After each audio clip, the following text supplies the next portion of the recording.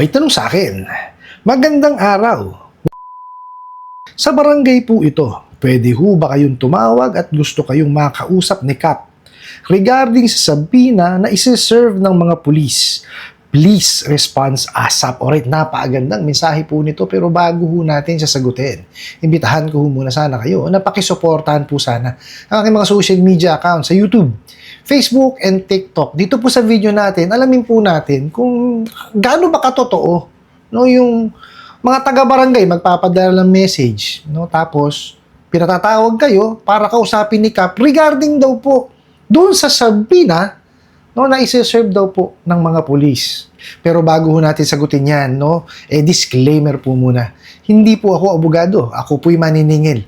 Lahat po na sinasabi natin sa ating mga video is based on my experience at syempre po sa ating pong pagsasaliksik at pagtatanong sa mga kaibigan po nating abogado. At isa pa po, hindi ko po kinukonsinti ang hindi pagbabayad ng utang dahil ang utang ay responsibilidad at obligasyon na dapat po nating bayaran.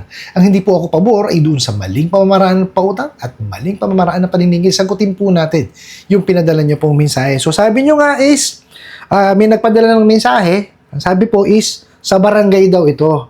Okay? Tapos, tinatanong pa kung pwede kayong tumawag para daw kausapin ni Kap. Matindi talaga. Kasi daw po, no, regarding doon sa sabina, no, na isi-serve daw po ng mga pulis. Tapos sabi pa nga is, please, response ASAP. Mali pa, response. Di ba? O, sige, ito. Bago ho natin anuhin yun, bigyan muna natin ng linaw. Kasi po, ang Supreme Court, nag-issue po yan ng administrative, circular 14-93. Regarding po ito, dun sa mga hindi na dapat po, saklaw, no, ng katarungan pambarangay law. Okay, ito po yung mga juridical entity po. Okay, meaning ito yung mga kumpanya, malalaking organisasyon, hindi na ho sila sakop niyan. Kasi po, no, sila po ay may kakayanan na dumiretso na po sa korte para po maghabla. Pero kailangan po nilang gawin pa rin yung proseso ng tamang paniningil. Okay, tsaka mga hindi pa ho diyan, pagka ho yung mga residente na hindi naman ho parehas ng municipality or ng city. Okay, kagaya ho niyan, paano kung yung Olawe, let's say sa Maynila, kayo po nasa probinsya, paano magiging saklaw ng yun? Katarungan pambarangay law. Okay, so nilinaw lang ho natin yon. Pero, sasagutin natin tong mensahe na to. Kasi, medyo off kasi, alam nyo kung bakit. Kasi biruin nyo, bakit ho barangay? Ang may mensahe sa inyo. So, ginawa nilang maniningil yung mga taga-barangay. Di po ba? Halatang halata na nagpapanggap lang eh. Di po ba? Tapos, kayo patatawagin. Pagka naman tinawagan nyo sila, sasagot ba yan? Kalimitan hindi eh. 99% of the time, hindi ko sumasagot yung mga bugok na yan. Kahit magbigay ho ng contact number yan, hindi yan hindi magsasagot. Magri-ring, yes. No? Pero hindi ko sasagot yan. Tapos, kakausapin daw kayo ni Kap regarding daw po doon sa sabina. Nakita nyo? Mali na kagad, sabina. Magkaiba po ang sabina sa summon. Okay? Yung sabina po kasi, ito po is yung kumbaga, titistigo kayo under oath. Ba't kailangan yung tumistigo? Kung kayo po yung nakahiram sa kanila. Di po ba? Baka ho ang ibig sabihin nila is summon. Kasi yung summon, yun po, yung kumbaga nag-iimbita sa inyo kasi may naghabla sa inyo. Nakita nyo?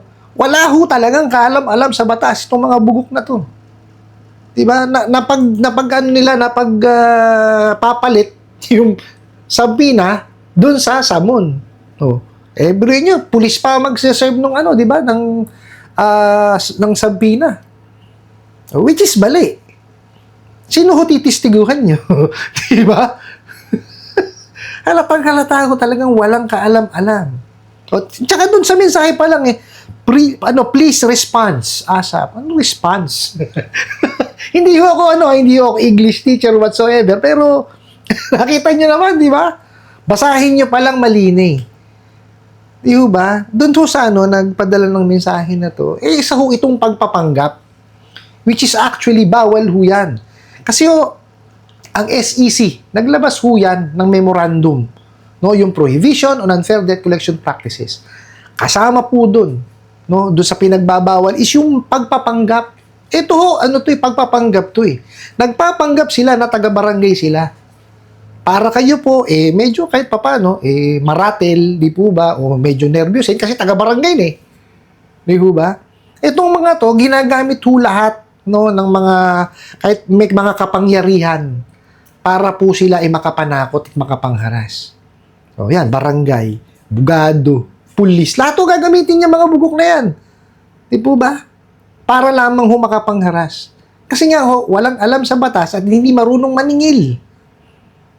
No, actually po, wala naman ho talagang dapat no na nagkakaroon ng problema dito sa mga bugok at abusadong online lending apps kung tama lamang po yung kanilang pagpapautang at kung sila'y nasunod sa kautusan po ng ating gobyerno, lalong-lalo na po ng SEC.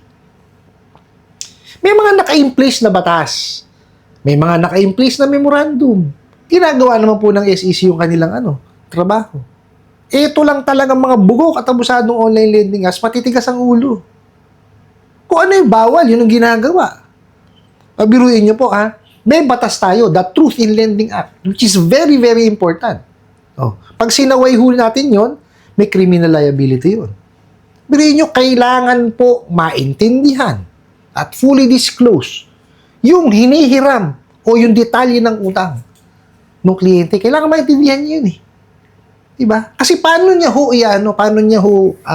malalaman yung kanyang obligasyon kung hindi niya naiintindihan at hindi fully disclose yung utang. Hindi po ba? Ano ginagawa ng mga bugok at abusadong online lending apps? Disburse dito, disburse doon. Diba? Sa application pa lang po, pag naglagay na kayo ng cellphone number, wala na. Kasi pag nalaman nila na connected sa e-wallet yun, definitely padadalang agad nila ng pera yun. Without us, no, yung mga consumer, no, without us knowing, no, kung magkano talaga yung dinisburse o magkano yung detalye ng utang. Ganyan ho kawawalang yaya mga yan. Kaya yung ibang mga nagko-comment sa akin na bakit ko daw kinukonsinte, hindi ko raw turuan ng tamang pagbabayad. Hindi ho kasi nila alam yung pinasok nila.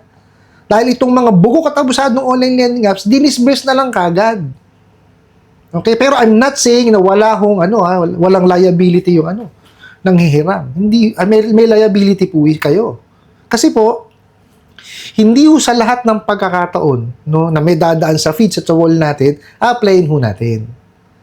Okay? Gumawa ho tayo ng due diligence natin, tsaka po yung extra due diligence. Yung due diligence is, check nyo po muna bago kayo manghiram. Kasi baliktad ho nangyayari ngayon, hiram muna bago check. Hindi ho ganun.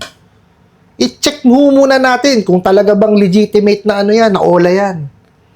Kung OLA ho hihiraman ninyo, pumunta na lang ho kayo doon sa recorded online lending platform. Pag nandun ho yan, legitimate yan. Pero it doesn't mean na matino yan. O ginagawa niyan yung tama. O sumusunod sa interest yan. Kasi meron po nakasama sa recorded online lending platform or legal or legitimate, pero bugok. Marami yan. Ano pa yung extra gagawin natin? Extra due diligence po. I-check natin yung apps. Diba?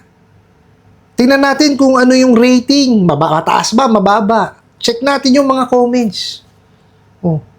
Manood tayo ng mga content creators, na gumagawa po ng mga reviews. Marami naman ho dyan, mga kaibigan po natin. Si Johnny Tortivi. Si Ate Red. Si Mami Yam, si Pat Quinto. Yan po, ginagawa po nilang guinea pig yung kanilang sarili, Nanghihiram sila. Para maintindihan nila kung ano yung nangyayari sa loob ng OLA. Ako po, hindi ko kayang gawin yun kasi naghahanap buhay ako sa pagpapautang. Ang kaya ko hong ibigay sa inyo is kung ano yung tamang pamamaraan ng pagpapautang at tamang pamamaraan ng paniningil. Yun po ang pwede ko ibigay sa inyo. Okay, ulitin ko po, doon sa nagpadala po ng mensahe na to, pananakot lamang po yan. Magpapanggap yan actually. Tsaka mali yung ipapadala sa inyo sa PINA. Yan? Kayo gagawa kayo testimonya? Titistigo kayo? Sino titistiguan nyo? Di ba? Dapat to, ang natanggap nyo, salmon. Nakita nyo yung difference? Magkaiba. Ang salmon ho kasi, yun po, yung matatanggap ninyong sulat o legal na dokumento mula sa korte na kayo po iniimbitahan kasi po may nagabla sa inyo. Yan pong sabina, yan, padadalan din kayo ng formal letter po niyan. Pero iniimbitahan ho kayo na tumistigo. O under oath po iyon. Or magbigay kayo ng mga dokumento. Ganun po siya. No, hindi ho hindi ho parehas yan. Magkaiba po yan. Dahil nga itong mga bugo katabusadong online lending apps, hindi marunong maningil at walang alam sa batas, kaya ho ganyan magpadala ng mensahe ang mga bugok na yan. Ano po? I hope nasagot ko po itong katanungan na to at sana po'y makatulong. Maraming salamat po sa inyong walang sawang pagsuporta at panonood sa aking mga video. Maraming salamat po sa inyong pag-like, pag-share, pag-comment at pagtatanong. And kunin ko na rin po itong opportunity na to na imbitahan po sana kayo na pakisuportahan po sana ang aking mga social media accounts sa YouTube, Facebook, and TikTok. Hanggang sa muli po. Yun lang!